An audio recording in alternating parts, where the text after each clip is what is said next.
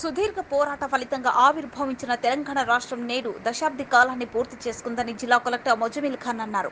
ఆదివారం రాష్ట్ర అవతరణ దినోత్సవ వేడుకలలో ముఖ్య అతిథిగా జిల్లా కలెక్టర్ మొజమిల్ ఖాన్ సమీకృత జిల్లా కలెక్టరేట్ ప్రాంగణంలో ఏర్పాటు చేసిన వేడుకలలో పాల్గొన్నారు.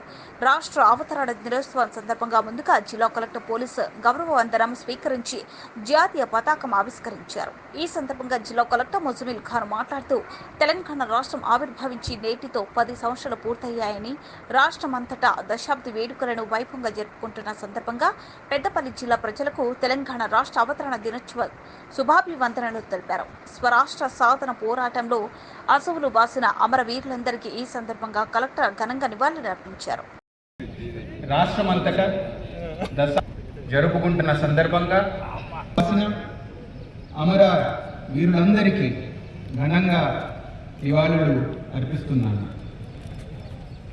ఎందరో అమరవీరులు త్యాగాలు పునాదుల మీద ఏర్పడిన తెలంగాణ రాష్ట్రం ఈరోజు అన్ని రంగాల్లో దశ దిశలు వెలుగులు విరజిమ్ముతుంది.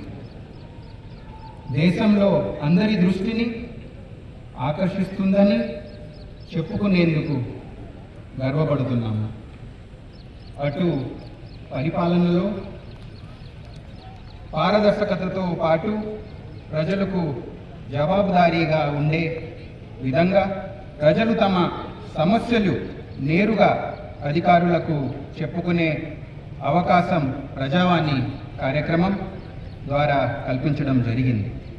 ప్రభుత్వం అభివృద్ధి రాష్ట్రంలోని ప్రతి పల్లెకు ప్రతి బస్తీకి పంపించి గ్రామ సభలు నిర్వహించి సంక్షేమ పథకాలకు అర్హులైన వారందరికీ వారి నుండి ఆర్టీసీ బస్సుల్లో మహిళలకు ఉచిత ప్రయాణ సదుపాయం ప్రభుత్వం కల్పించింది.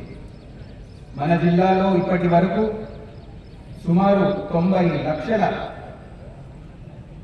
పైన మహిళలు ఈ పథకాన్ని వినియోగించడం జరిగింది. ప్రయాణ ఛార్జీలు భారం తగ్గిపోవడంతో దాదాపు 36 కోట్ల రూపాయలు పైగా మహిళలు ఆదా చేసుకుంటున్నారు.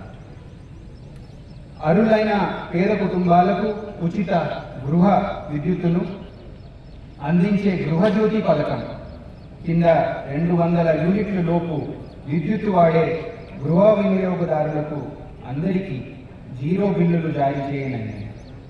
మన జిల్లాలో ఇప్పటి వరకు 1,10,000 పైగా కుటుంబాలకు ప్రతి నెల ఉచితంగా విద్యుత్తును అందిస్తూ 0 బిల్లులు జారీ చేశాము.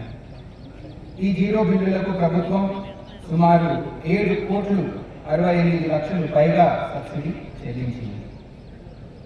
మహాలక్ష్మి పథకంలో భాగంగా 500 రూపాయలకు గ్యాస్ సిలిండర్ పంపిణీ చేసే పథకాన్ని రాష్ట్ర ప్రభుత్వం అమలు చేసి మహిళలపై పడే ఆర్థిక భారాన్ని తగ్గించింది.